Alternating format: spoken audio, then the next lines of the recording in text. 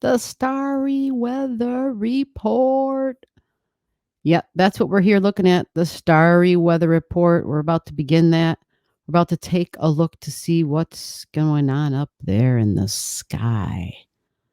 And this will be for the week of August 21st, 2023. Yep, the week of, not the day of, the week of. Okay, so we're going to go over the moon. We're going to see where the moon's going to travel, what signs it's going to travel through for the week. It takes approximately 2.5 days for the moon to travel through one sign. So if you figure out 7 days in a week, then we could probably guesstimate the moon's going to at least see and go through 3 different signs for this week. Makes sense, right? We'll take a look at the sun and Venus, because last week the sun and Venus were like this. And we know that when the sun is close to a planet like that, it becomes invisible. You can't, the sun is so powerful, it covers up the emanations from that planet. We kind of feel like it's hidden in our lives from us. Like it just, like it's disappeared somehow. Like, where did it go? Because the sun burns it, is what they say. The sun has the ability, because it's the sun. You get too close and shit's pretty hot. So we'll see, has Venus pulled away from the sun? Has the sun pulled away from Venus? Right. We got this long Venus retrograde going on. So there's a couple of videos up about that on the channel. Hopefully you can find them. I'll try to link them below. If I don't remember, make sure in the comments you say, gee, I don't see this. And then I can link it to you. I think YouTube just I think I've always been able to link those. But anyway, they're making some changes. So things are always different. And then we'll look at some other planets too. We got some other planets that are going to begin their retrogrades. And wait for it, because that's the one, it can be shocking and surprising. And the rule is to expect the unexpected with that one. All right, so we'll go over all that right here. We're going to get to the details. Remember, this is the week of, for your next 7-day forecast of August 21st, 2023, the third week of August. So here we go. Let's go take a look at where all the focus has been. Like, what's all the noise been about, right? The noise been about Leo and Virgo, because that's where all of our private planets have been traveling through. August 21st, and we got Mars at 26 degrees here. But by the week's end, I have it marked here that Mars will have traveled the 4 degrees, and it will be already at 1 degrees in Libra energy. So that's between 26 degrees of Virgo and 1 degrees of Libra. Now, the big thing is to pay attention to Mars at the 29 degrees. Anytime a planet hits 29 degrees, right? 0, 29, we know it's big. We know that it's an extreme. These are very powerful points. 0 and 9, 29, very powerful points. So we always kind of have our ears perked up, and we're always kind of like waiting and watching and like, okay, so what's going to happen? And we know Mars is our body. Let me expand on this. We know Mars is our physical body. It's what's going on, what we're taking actions with, where we're seeing movement, where we might be beginning something new. That's Mars energy. So if it gets closer to 29, which it will as this week goes on, Mars is going to touch 29 degrees. So you're talking Wednesday, Thursday, Friday. Expect big, you'll hear something, you'll feel something. Virgo, day-to-day routines, pets even, my health, my stomach, my digestion even. It might be a little bit more sensitive than usual because it's Mars, right? Mars can also increase inflammation in the body, just for all those who are paying attention. I know we got some people who are going through surgeries in the month of August. Mars increases inflammation, so sometimes we associate Mars with surgeries as well. So Virgo is the earth, so it can be harvest time, it can be gardening, right? It's a very earthy energy. It wants to get out there, wants to get its hands dirty, and it wants to have projects and tasks. You know, I always see seeds in my head, like the little seed packets. I see all the colorful seed packets in my head whenever I look at Virgo energy. And tools, the shovel, the gloves, like that's all Virgo. And the ability to get to the root of something even though that's really a Pluto thing. But Virgo's going to go and it's going to see all the damn weeds. And it's like, okay, we got to pull every damn weed, right? It sees the flaws. It sees where something can be better because it's striving for this really beautiful, ideal energy. It's striving for perfection. So I think on one of the videos, I said something like, with Virgo energy, a little mantra that works for me, or at least I'm hoping it works for me, is shoot for the moon, because even if you miss, you'll be among the stars. So you've got this ideal in your head. You know, you've got your focus on that and you're like, but this is the way I want it. And it's like, okay, so shoot for that. That's great. But be okay if it doesn't hit there, because you're still going to be better off than where you began. You follow? It's an improvement. It's progress. We never make the one giant leap. It's baby steps, reality-wise. And Virgo sees the details, but it kind of gets fixated on that point of perfection because that opposite energy is Pisces, and that's what it's working on.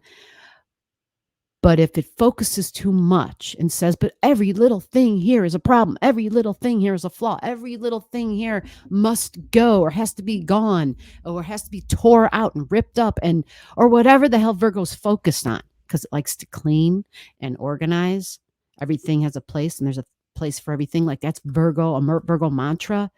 It's like cleanse. We got a couple subscribers who kept saying, with all this Virgo energy in the past couple of weeks, we're doing our cleanse. It's cleanse time. Okay, we're doing the cleanse. And so Virgo, cleaning, cleansing, good time for that. Might be a little too much. I don't know. You got to figure out what's going on in your chart if it's too much for you. But just pay attention to Mars when it gets to like Wednesday, Thursday, Friday. You know, it's Mars and Virgo energy. Okay. And so that would be a pain. That would be a stress and a tension if you have something in the angling planets. And angling would be Sagittarius and Gemini at 26, 27, 28, 29 degrees for this week. Okay. So that gives you a heads up if you've got anything in those signs. Now, we also got to look at Mercury. You see Mercury here, beginning the week of August 21st. Mercury is at 2138. I didn't forget the moon, guys. We're going to talk about the moon. We're going to get there. I've got it drawn in here. I'll go into the deep dive on the moon. I know I mentioned it in the beginning, but I'll show you the moon's journey. So here's Mercury at 2138. Now, the thing about Mercury, it feels like it's not moving. Last week when I did the chart, I think Mercury was like 17, 16, 17. And we're like, I thought Mercury was a fast mover. What's going on? I'm looking here 7 days later. It's at 2138. And you're right. It is a fast mover. But it's about to go retrograde. And so we understand how a planet slows down when it's about to go retrograde. Think of the car that you're driving in, and if you want to go in reverse, you don't just, as you're going along at 40 miles an hour, say, oh, I want to back up. What do? You have to first put your foot on the brake and slow down and stop and then reverse. Oddly enough, it's the same way with the planets. Like you can watch the speed and it slows down, and as it gets closer to the point where we know it stands still, it gets slower and slower. So it does the same thing. It slows down and stops and then begins its retrograde. So the slow down and the stop, those are powerful times. And that's at 22 degrees. So we see here, it's at 20. It is about to begin its retrograde. It's still at 2138. Right. So, Mercury is going to begin its retrograde. There's 2 videos up on the channel that talk deep dive about the Mercury retrograde. Go watch them and see what that's about for you in your chart and the degrees and the meaning, and help you to figure that out. And let me back this up a little bit. Did I not draw the symbol in for the Mercury and where it's going to be in 1 week's time? Right. Okay. I left it there because Mercury goes retro. And when it goes retro at the 22, it's in red a week later at the same degree. So it stopped at 22 something, high 21s, I should say. It went standing still, then goes backwards, and it's still moving slow because it just began going backwards. And when a planet just begins to go backwards, you don't go from 0 to 60 in your car, do you? There's some depending upon what type of car you got, it might take a little bit of time to get back up to 60. Or 100 or whatever it is, the desired speed you normally move at. And that's the same way. So in that 1 week's time, Mercury is kind of still floating around And she's in red, and she's at 2037.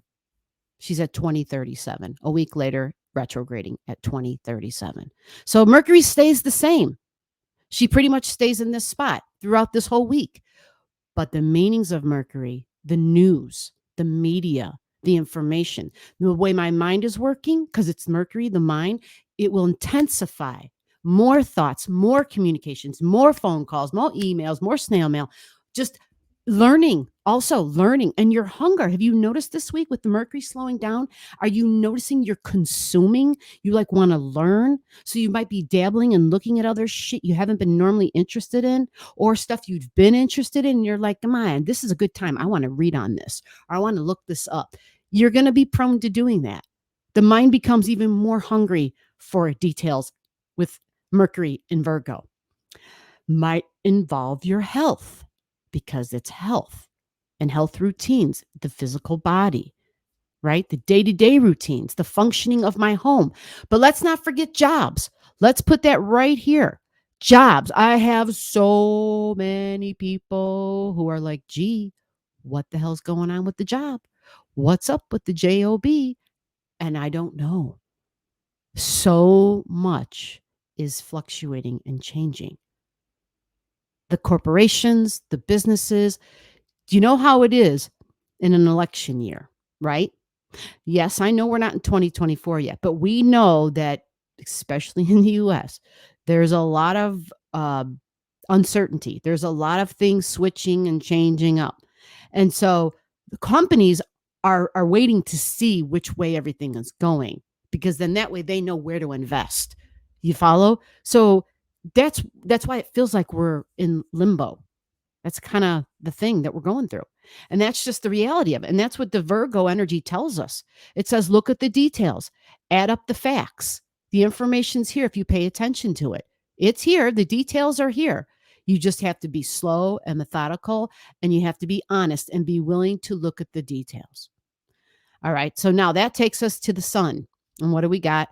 This week, the sun is at 28 degrees. What does that mean? Right in your head should go off the alarm. 29 degrees. The sun at 29 in Leo. Now, this is a big deal because it's 29 degrees. It's critical, but it's also conjunct Regulus. And for so many people alive right now, they have Regulus in their chart at 29 and 28 and 27 degrees of Regulus. Some at 26. So they were, some difficulties we're hearing of people in power in the past. These can be entertainers because it's Leo energy, somebody in charge, people who are authority figures. It can be public figures, but can be political figures, movie stars, actors, actresses, performancers.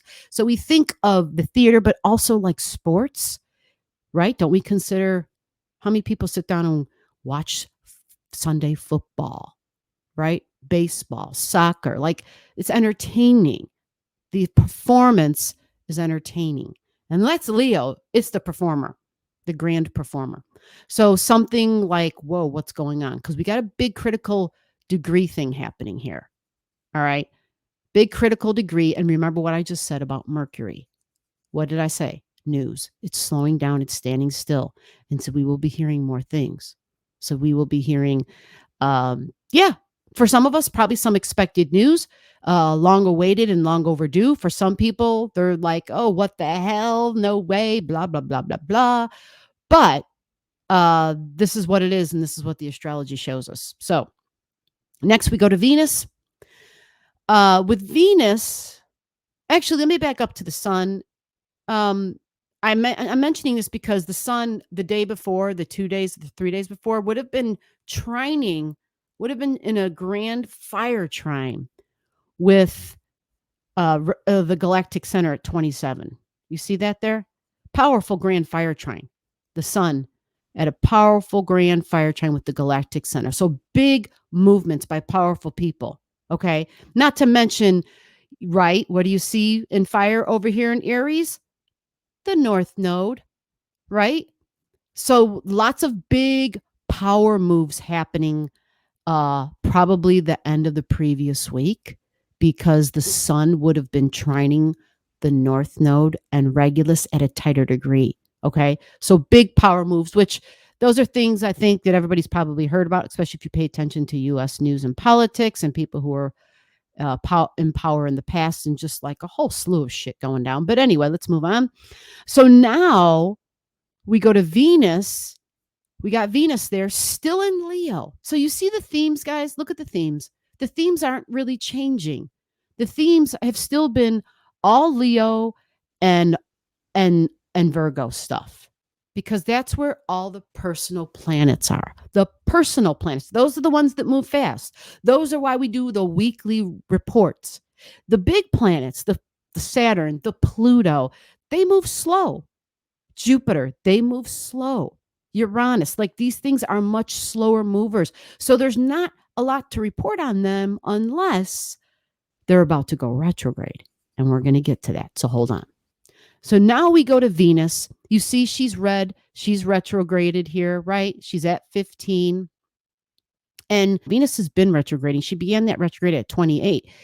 The difference is now she's a week later here. She's right now, 21st, she's at 15. But when we get to the following week, like 7 days later, she's at 13. So she hasn't moved much. Why?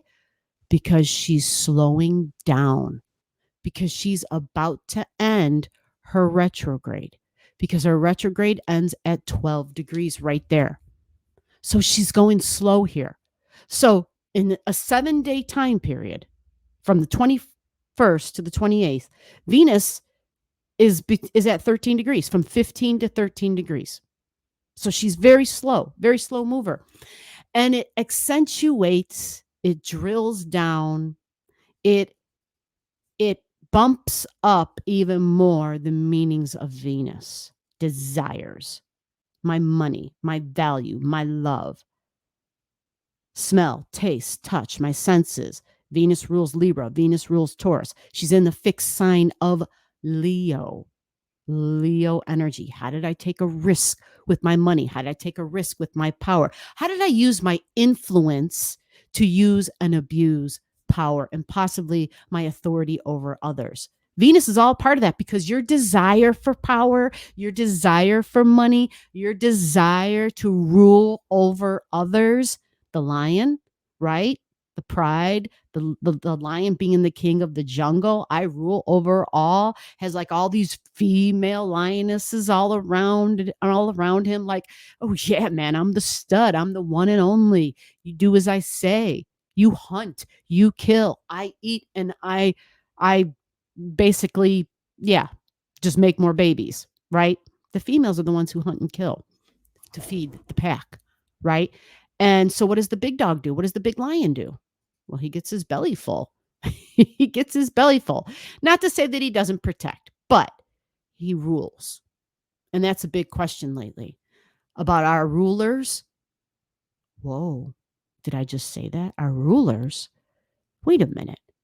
Rulers? If you live in a country where there's supposed to be democracy, you're not supposed to have rulers. You're supposed to have the other R, representatives. So ask yourself, are they representing you? Are they ruling over you? The Leo regime is over. And the Leo regime was about those who rule over us. Yes, there are those who are still trying to do that. But trust me, Pluto and Aquarius opposing Leo, and all that's happening right now, and Venus going through there, and all the craziness that's going on, I think those days are numbered. Now, second to the last thing we're going to focus on is the moon. Here we have it. Here she is. The moon is right here, right now, on this day. She's at 2635. What day are we talking about? We're talking about August 21st. The moon is at 26. So she's already almost done in Libra, which means the moon is going to travel all the way through Scorpio and Sagittarius, Aquarius. You see that? So in 7 days' time, the moon is in Aquarius at 3 degrees. So you're paying attention in your chart if you are sensitive to the moon cycles. You're paying attention in your chart. Okay. Now I know last week there was a new moon, right? On the 16th of August. And that was a new moon in the sign of Leo at 23 degrees. Okay. So Leo energy squares Scorpio and Taurus energy. And we have Uranus at 23 degrees. You see that? So Uranus and the sun and the moon were squaring for that new moon. And they were squaring days before the new moon began. Let's be clear about that. All right. Because it takes a few degrees before, at least. Right. Yeah. It takes a few degrees a day, or a few days before with those degrees, because it's the moon, it's the sun, it moves fast. Right. So Uranus is still prevalent the week of August 21st. Uranus is going to be going retrograde.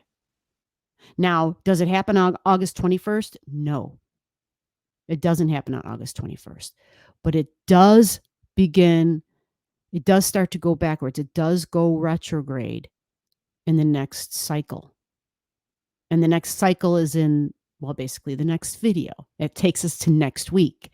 We're going to have a Uranus retrograding, but I want you to pay attention to what happens this week, the week of August 21st. Why? Because it's about to go retrograde. And what did you just learn about the other planets I already talked about in this video, about what does a planet do when it's about to go retrograde? What did we learn? That it slows down, number one. And when a planet slows down, it literally moves slower, right? But what else happens? Its meanings become more pronounced. We see them more clearly in our life. And so what does Uranus mean? It's shocks and surprises. It's holy shit, I didn't see that coming. Uranus represents an authority figure when we think of people, someone who's in charge. It can also be somebody younger, but it's this energy that says, I got to do something different. We have to think outside of the box. We have to go against convention. We have to go against the tried, the true, and the tested. Uranus wants excitement and it wants new. Uranus is a lightning bolt. Uranus is the rebel. And it's the rebel because it thinks outside of the circle, thinks outside of the square, out of the octagon. It says, you know what? I'm coming up with a different shape that you've never even heard of, that you can't even recognize.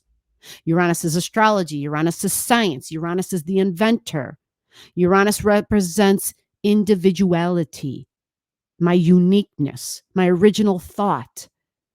Uranus in Taurus, remember Taurus, we have to weave that in. This is our finances, our banking. This can be digital because it's Uranus, something we haven't done before. You guys have been hearing me since the beginning of this channel. You've heard me talking about the onset of digital dollars, whether it's called that, whatever the hell you want to call that. And I'm not saying that's happening this week. This will be a process. I don't think something like that will really take a foothold, possibly when Uranus gets to 29 degrees of Taurus and then goes into Gemini, air. That makes sense, right? Because then it'll be trining Aquarius at 0 degrees. Then it's like, whoa. Then more things are in place to make something like that happen. But if it's an authority figure and we're taking into consideration that new moon, that new beginning, the moon cycles are powerful. Okay, so shocks and surprises, something of value, something that gave us stability or gave you stability, gave somebody stability, because that's Taurus. It's stable, it's earthy, it wants peace, it's grounded. Okay, but Uranus says, but I'm here to shake shit up. That's what Uranus's job is. It doesn't have to be bad. It just says we're doing something different, something cutting edge. All right. And it can be nothing more, in your world, depending upon your life and how it's set up, it can be nothing more than what you're hearing about in the news about people who are authority figures or people who are public figures, people who, maybe have to do with finances, right? People who possibly have to do with, who are in the news with the courtrooms and the court system and the judicial system or, right, the law, right? It could be things like that in your world. Because Leo energy and the new moon with the sun squaring Uranus energy, that can shake things up. And it's a new beginning because we're focused a lot on that north node. Here it's at 26 degrees. Remember the north node? When I say the north or the south node, let's be clear. Those are the moon's nodes. The moon. It's powerful. This is more feminine energy, but it's also the public. It's also the public. So it can represent public sentiment, the feelings of the public. Think about if you've ever been out in public, if you ever been to a concert or somewhere where there was a lot of people, and have you ever felt like that? I don't know how to explain it, but it's like the emotions all of a sudden take on a life. They literally kind of become its own entity, and you can feel it, right? And so there's something here about separation and independence and stepping away from the norm. But it's also, remember, shocks and surprises can be involved. We think of groups and friends because that's Uranus, because it rules that. But Uranus is also the ruler, along with Saturn, of Aquarius energy. And I'm using red, even though we don't have anything at 23 degrees here, right? I'm using red because Uranus, as the ruler, as the co-ruler of Aquarius energy, along with Saturn, it's kind of a fight. It's the new against the old. Saturn is the tried, true, tested. It takes a long period of time. That's how we figure it out. There's no rushing it. We have to put in the time. That's Saturn. Uranus is like, we can't move fast enough. That's Uranus. So we always got to be careful. We always got to be careful to always remember that Saturn is the ancient ruler of Aquarian energy. And although there might be a little bit of the new from Uranus that comes in and flows through and disrupts things on the global scale, because that's Aquarius, global systems, think of all the global systems you can, whatever the hell they are, and you have Uranus disrupting. And so Saturn says, well, I need time to figure this new thing out. I understand these things are all outdated. Things are outdated and we got to issue, right? We got to fix them. We got to recreate. We got to renovate. All of that is at play here. So the moon, and what the hell does that have to do with Uranus and the North Node? Remember the moon and the lunar cycles, and Uranus in Taurus was squaring the 23 degrees last week new moon. You see?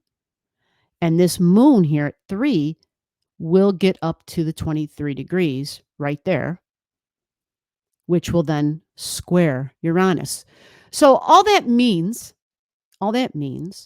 is that it's stress and tension. And it could have to do with your friends or something that has to do with group energy. It could be space and NASA or anybody else going up in space, because that's Aquarius energy. It's science. It's science. So the moon cycle in general for you and your chart, remember, it starts down here this week in in Libra, and it flows through Scorpio, and then it goes to Saggy, and then it goes all the way up there to Aquarius at 3 degrees. So that's every 2.5 days it spends in a sign. So you got by Tuesday and Wednesday, it's in Scorpio. Tuesday and Wednesday, it's in Scorpio. Thursday, Friday, it's in Saggy. Right? Thursday, Friday, Saturday, we'll say, right? Because then we get to the weekend. We got Capricorn. Friday, Saturday, Sunday. By Monday, we got the moon in Aquarius. So look for that in your chart. See if you got anything that will angle any of those objects I've mentioned. If I've confused you, because I know I threw a lot in here at the end. Ask your questions down below, and we'll keep this video, we'll keep this going to better understand what's going to happen with the jobs, if there's going to be any changes, because Mercury is going to be going backwards to her 8-degree point, which is where Black Moon Lilith is. And I forgot to mention Black Moon Lilith, by the way. I have her drawn in here. Real quick, sorry. Black Moon Lilith is going to be at 5 degrees. She's going to match where the sun will be. So the lesson is with Mercury and Virgo and just all the energy we got in Virgo. The lesson is to be patient and be flexible. That's the lesson. Be patient, be flexible, and just carry on. You got any questions? Ask them down below to next week's video where we will pick up with Uranus retrograding in Taurus. Thank you for your time. I'll see you in the next one. Bye-bye.